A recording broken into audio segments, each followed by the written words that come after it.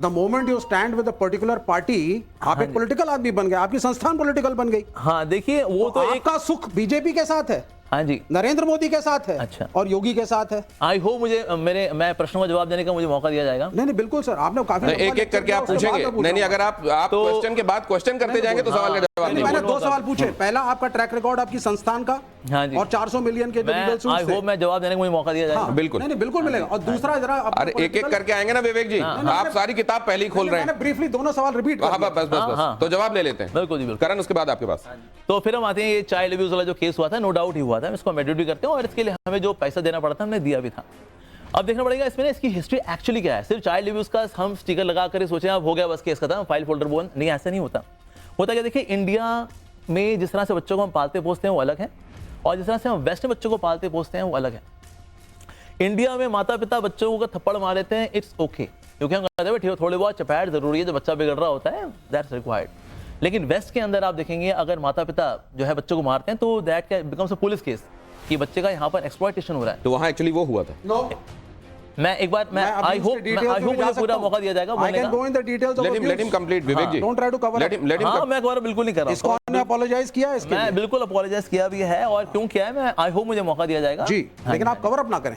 मैं cover up नहीं कर रहा हूं, मैं समझा रहा हूं। अगर आप उसको सुनने को तैयार नहीं फिर तो आप जो बोलना चाहते हैं उसको लिपापोती करके लिपापोती नहीं कर रहा हूं। देखो अगर आप एक्सप्लेनेशन लिपापोती मानेंगे फिर तो गलती हुई थी, आगे नहीं करेंगे। गलती हुई थी, लेकिन उसके लिए प्रोवाइड आपको सुनने को तैयार तो होना पड़ेगा ना जी। अगर सुनना ही नहीं है फिर तो ठीक है आप बोलिए, हम सुनते हैं। और क्या नहीं, लिपापोती ना करें, लिपापोती बिल्कुल भी नहीं है। Explanations cannot be tagged as लिपापोती, वो नेगेटिव थिंकिंग है। मुझे लगता है विवेक आपने सवाल किया है और दर्शक हम सबसे ज्यादा डिसर्निंग है, वो समझ जाएंगे कि आपके सवालों का जवाब मिल रहा है या लिपापोती हो रही है जी।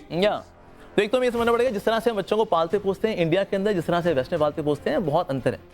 इसमें मूवी भी बनी हुई है मिस चटर्जी वर्सेस नॉर्वे, जहां वो बच्चे को पालती पोसती है, थोड़ा सा स्ट्रिक्ट होती है, लेकिन वो नॉर्वे पुलिस कहती है ना ये तो गलत है, ये तो एक्सप्लॉयटेशन बच्चे का। तो इसीलिए बच्चे का पालन पोषण जिस तरह से वेस्ट में होता है और इंडिया में होता है वो अंतर। So that which we call as chastisement, बच्चे को डांटना फटकारना, वो वहां पर वो चाइल्ड अब्यूज में काउंट हो जाता है। एक तो वो चीज़ है। सेकेंड ये चीज़ है, हमने जब वहाँ पर टीचर्स हायर किए थे तो हमने जो स्पिरिचुअल टीचर्स हैं वो तो हमारे डिवोटीज थे, लेकिन मैथ्स फिजिक्स केमिस्ट्री जो कि आपके करियर वाले सब्जेक्ट्स हैं उनके लिए फिर हमने बाहर के टीचर्स हायर किए थे जी। और वो डिवोटीज नहीं भी थे, और उनमें से कुछ ऐसे लोग भी थे जो कि एंटी इस्कॉन थे, because you are spreading like a wild fire during 70s and 80s। तो ऐसे लोगों ने बच्चों के साथ कुछ गलत किया भी। अब क्योंकि वो हुआ सब कुछ हमारे इस्कॉन के कैंपस में था, तो इसलिए फिर हमें स्वीकार भी करना पड़ा, हाँ जी ऐसा हुआ, और फिर जो भी उसके लिए भुगतान देना था हमने दिया भी। पर हम कहें हमारे जो एक्चुअली हार्डकोर डिवोटीज थे उन्होंने ऐसा किया नहीं, ऐसा नहीं था। लेकिन हाँ हमने जिनको हायर किया था, एक बात लेकिन उन्होंने जो बात कही वो मेरे लिए ज्यादा जरूरी है। वो एक केस इन पॉइंट हो सकता है, और मेरे को लगता है कोई भी बड़ा ऑर्गेनाइजेशन जब इतने बड़े स्तर पर फंक्शन कर रहा है, मुझे लगता है फुल प्रूफ होने की उम्मीद एक तरीके से एक प्रैक्टिकल उम्मीद नहीं है। गलतियां हो सकती हैं, लेकिन जो दुरुस्त करना चाहे उसका एक सेकंड। लेकिन आपकी जो पहली बात थी विवेक, वो बहुत महत्वपूर्ण है। क्या ये स्पिरिचुअल टेक्नोलॉजी जैसा हो रहा है आजकल? क्या ये एक व्यवसाय बन गया है? नहीं एक्चुअली व्यवसाय नहीं है। देखिए इसमें क्या, देखिए बच्चों की हेल्प होती है नो डाउट। अब जैसे हमारे गुरुकुल हैं, आज हमारा गुरुकुल है वृंदावन गुरुकुल। नहीं स्पिरिचुअल टेक्नोलॉजी स्पिरिचुअल, मैं आजकल बहुत सारे आपको धर्म के प्रवर्तक मिल जाएंगे जो अलग अलग तरीकों से अपना काम कर रहे हैं। इनमें से किसको आप जेन्युइन मानते हैं और किसको आप मानते हैं कि अपना धंधा चला रहे हैं? देखिए जिस व्यक्ति की खुद की कुछ स्पिरिचुअल प्रैक्टिसेस भी हैं, साथ साथ में in terms of dealing with opposite gender and dealing with money, अगर वो क्लीन है so that's also very important. उसकी खुद की स्पिरिचुअल प्रैक्टिसेस होनी चाहिए। साथ ही हमें देखना चाहिए कि ना what kind of contribution is giving to the society, ये हमें देखना चाहिए।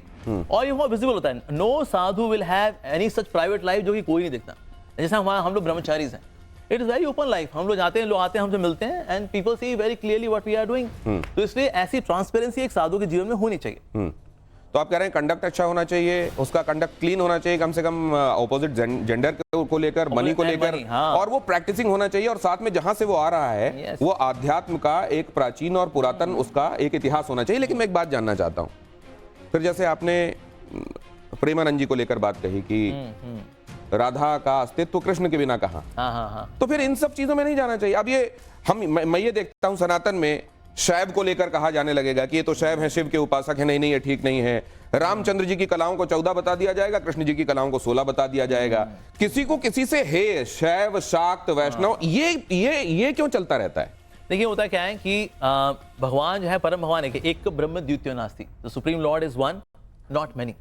लेकिन भगवान अपनी विभूतियां जो है प्रकट करते हैं, लाइक फॉर एग्जांपल से शिव जी के रूप में प्रकट करेंगे, या फिर मेंटेनेंस के लिए विष्णु के रूप में, for destruction there is form of Lord Shiva. Manifestation अलग अलग है, मैनिफेस्टेशन अलग अलग है। तो इसीलिए हम ये लेके चलें कि ना इसमें कोई कॉन्फ्लिक्ट है, इसमें कॉन्फ्लिक्ट नहीं है। अगर हम चीजों को एंटायरिटी में समझेंगे then there is no conflict. आप इस्कॉन को इनसाइड आउट जानते हैं? हाँ जी, हाँ जी। क्या कहीं पर ये बताया जाता है कि शिव जी कमतर हैं, या कोई जो है वो कमतर है और भगवान कृष्ण सर्वोपरि हैं, ऐसा कहा जाता है क्या? देखिए तत्व की दृष्टि से दे आर वन, जितने भगवान विष्णु के अवतार हैं ये सब तत्व की दृष्टि से सेम है, लेकिन रस की दृष्टि से अलग अलग है। रस का मतलब होता है in terms of devotional reciprocation. जैसे तत्व की दृष्टि से मैं एग्जांपल दूं, जैसे चांद है, पूर्णिमा का चांद हो, एकादशी का चांद हो, षष्ठी का चांद हो, पंचमी का चांद हो, ये सब के सब चांद है। लेकिन सबसे अधिक रोशनी कौन से चांद में होती है? पूर्णिमा के चांद के अंदर। तो इस तरह से हम बताते हैं कि भगवान की जितने अवतार हैं, विभूतियां हैं, दे कैन मैनिफेस्ट वो जो ऑपुलेंस है उनका टू डिफरेंट डिग्रीज। लेकिन जो ओरिजिनल फॉर्म है दैट इज कृष्णा। और ये बात मैं नहीं बोल रहा, ये बात शास्त्र में लिखी है, गोविंदम आदि पुरुषम तमहम भजामि। ब्रह्मा जी बोल रहे हैं कि गोविंद आप आदि पुरुष हैं और मैं आपका भजन करता हूं।